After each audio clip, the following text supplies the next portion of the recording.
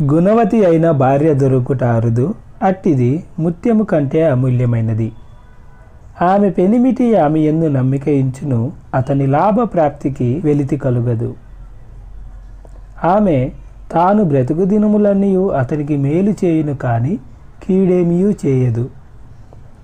ఆమె చీకటితోనే లేచి తన ఇంటి వారికి భోజనము సిద్ధపరచును.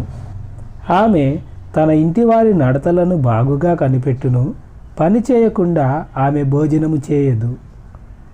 అందము మోసకరము, సౌందర్యము వ్యర్థము, యెహోవా యందు భయభక్తులు కలిగిన స్త్రీ కొనియాడబడును. చేసిన పనిని బట్టి అట్టిదానికి ప్రతిఫలం ఇయ్యదగును. గౌనుల యొద్ద ఆమె పనులు ఆమెను కొనియాడును.